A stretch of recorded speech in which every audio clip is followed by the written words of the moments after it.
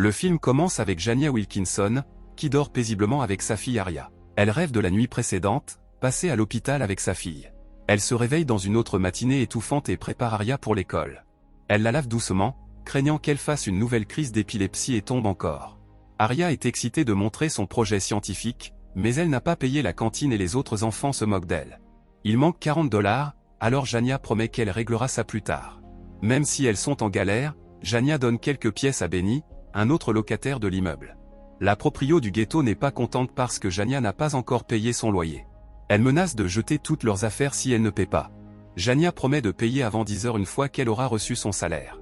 Elle conduit Aria à l'école et fait un signe à sa maîtresse, qui lui répond. Quand Jania arrive au travail, le supermarché est déjà chaotique.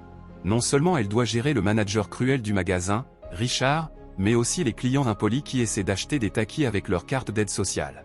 Une amie lui propose de l'argent pour les médicaments d'Aria, mais Jania refuse poliment. Puis, elle reçoit un appel de l'école à propos des bleus d'Aria, et de l'argent de la cantine. Jania explique que la petite est malade, et qu'elle était tombée. Elle ajoute aussi qu'elle paiera les 40 $ plus tard. Alors, Jania demande à Richard son salaire et une petite pause pour aller à l'école d'Aria. Même s'il est furieux, il lui accorde 30 minutes, mais ne lui donne pas d'argent. Jania se rend à la banque. Elle n'a que 47 $ sur son compte et tente d'en retirer 40, mais on l'en empêche. La directrice de la banque, Nicole, explique que si le compte contient moins que le montant minimum requis, il sera fermé. Jania est d'accord et demande que ce soit traité immédiatement, mais Nicole ne la laisse pas passer en priorité. Quand elle arrive à l'école, les assistantes sociales sont déjà en train d'emmener Aria. Elles disent que l'institutrice a signalé qu'Aria va à l'école affamée et sale. Jania insiste que malgré la pauvreté, elle prend bien soin de sa fille. Elle les supplie de ne pas bouleverser Aria, car elle pourrait faire une autre crise d'épilepsie. Alors, l'assistante sociale la rassure en disant qu'ils vont s'occuper de la petite. Déjà désorientée, Jania se précipite pour retourner au travail. Sur la voie elle évite de justesse un accident de voiture, ce qui énerve un autre conducteur. L'homme se met en colère, et percute la voiture de Jania avec la sienne. Quand l'agent Sam arrive, Jania apprend que l'homme qui a percuté sa voiture, Oliver, est aussi policier. Oliver ment et dit que c'est Jania qui l'a percuté, puis menace de trouver un moyen légal de lui tirer dessus s'il la revoit. Elle essaie d'expliquer, mais l'agent Sam lui met une amende et fait remorquer sa voiture, parce que sa licence et son immatriculation sont expirées. Quand elle revient, Richard lui dit qu'elle est virée car elle a 2 heures de retard. Il refuse de lui remettre son chèque, expliquant que selon les règles de l'entreprise, le dernier salaire sera envoyé par la poste. Puis ça empire. Jania rentre à la maison, et trouve toutes leurs affaires dehors sous la pluie. La proprio l'a officiellement mise à la porte. Les médicaments d'Aria sont aussi mouillés, mais Jania décide de sauver le projet scientifique d'Aria et le met dans un sac transparent. Puis elle retourne au supermarché, suppliant Richard de lui remettre son chèque. Cependant, il insiste qu'elle doit attendre à la poste, même s'il pourrait le lui donner tout de suite. Soudain, un homme arrive, salue Jania par son prénom en le lisant sur son badge, et annonce un braquage. Il lui ordonne de mettre tout l'argent dans le sac transparent, mais Jania le supplie de ne pas tout prendre, car elle en a aussi besoin pour sa fille. Ils se battent pour l'arme et elle finit par lui tirer dessus. Son complice s'échappe, laissant Jania seule avec Richard. Richard l'accuse d'avoir organisé le braquage, juste parce que le braqueur a mentionné son prénom. Jania explique qu'elle porte encore son badge, mais Richard ne l'écoute pas et appelle immédiatement la police. Elle lui tire alors dessus avant de prendre son chèque. Les détectives Kay et Billy sont appelés sur les lieux. Billy pense que Jania était complice, après avoir vu les images de surveillance où elle tire sur Richard. Mais Kay pense qu'elle est aussi une victime, car l'argent n'a pas été pris. Kay est lucide, mais la façon dont sa perruque est posée me rend nerveux. Au moins, son maquillage est impeccable. L'ami de Jania prend aussi sa défense, affirmant que c'est une bonne personne. Pendant ce temps, Jania va à la banque. Même s'ils sont sur le point de fermer, Nicole la laisse entrer. La guichetière, Tessa, refuse d'encaisser son chèque parce que Jania n'a pas sa pièce d'identité. Elle fréquente souvent cette banque et tout le monde la connaît déjà.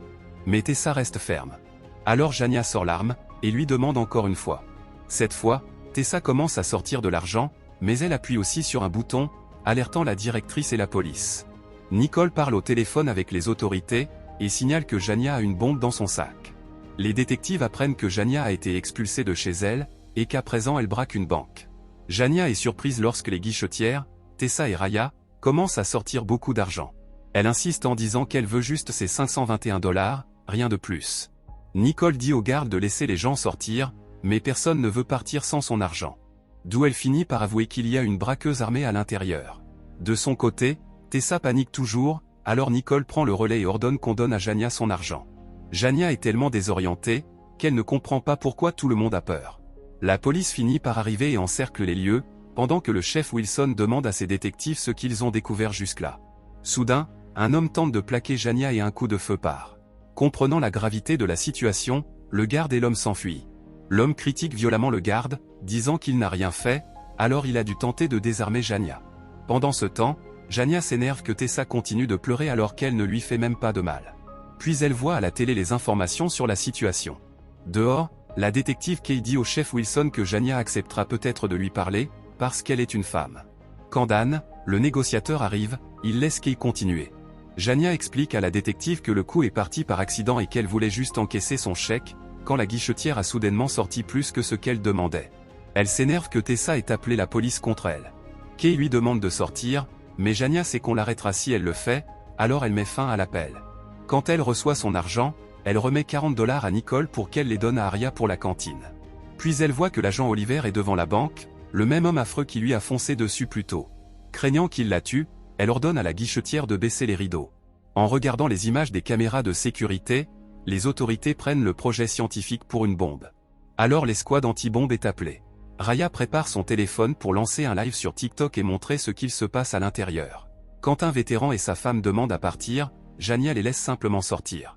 Le projet scolaire commence à biper et tout le monde pense qu'ils vont mourir, mais Jania l'éteint simplement et leur demande de rester avec elle. Les guichetières veulent s'enfuir, mais Nicole leur rappelle qu'elles ne peuvent pas laisser la vieille dame seule.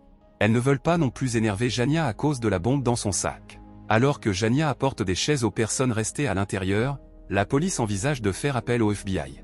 Kay veut sauver la vie de Jania et s'inquiète que le FBI ait d'autres priorités. Elle est convaincue que Jania est une bonne personne, d'après ce qu'elle a vu jusqu'ici. Alors, elle rappelle Jania, et cette fois Jania raconte son histoire. Elle raconte qu'elle s'est fait escroquer, expulsée, virée, et qu'elle n'a plus un sou pour sa fille. Le live est suivi par la communauté, qui écoute Jania pleurer sur sa situation. La détective Kay essaie de compatir, disant qu'elle aussi a eu une enfance difficile, élevée par une mère célibataire. Jania admet aussi qu'elle ne peut pas sortir à cause du policier qui a menacé de la tuer. Le chef Wilson n'apprécie pas que Raya soit en direct sur son téléphone depuis l'intérieur de la banque, alors il ordonne de brouiller les signaux.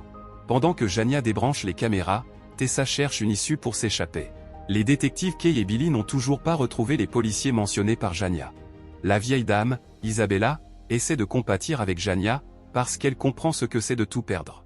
Mais Tessa, elle, ne ressent aucune pitié. Comme il fait trop froid, Nicole propose sa veste à Jania. Elles en profitent pour discuter de leurs enfants et de leur vie bien différente. Jania dit qu'elle ne peut pas finir en prison, car personne ne s'occuperait d'Aria. Elle refuse de la laisser à sa mère ou à sa sœur. Nicole essaie de la persuader, mais Jania affirme qu'elle trouvera une solution. Soudain, une foule se forme à l'extérieur pour soutenir Jania. Ils veulent qu'elle soit libérée, comprenant pourquoi elle a craqué. Puis le FBI arrive, et l'agent Bryce annonce qu'ils prennent le contrôle de la situation. À l'intérieur, les femmes parlent de tout et de rien, et Jania révèle que quand elle était enceinte d'Aria, l'hôpital a tenté de la convaincre d'avorter, car elle n'a personne pour l'aider.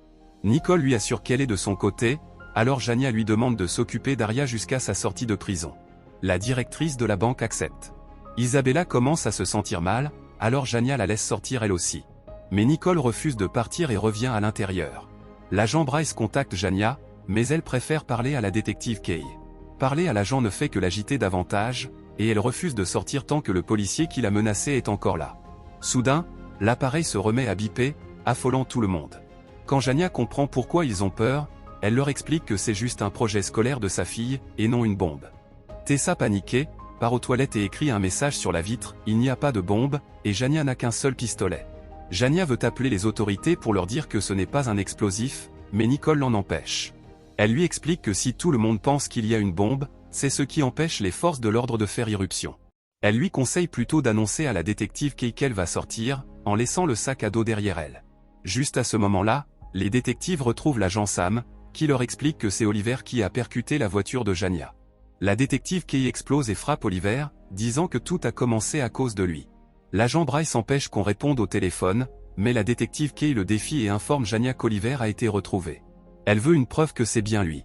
Ils conviennent donc qu'une photo lui sera envoyée, et Jania acceptera alors de sortir. Mais l'agent Bryce refuse de rétablir les communications tant que les otages ne sont pas libérés.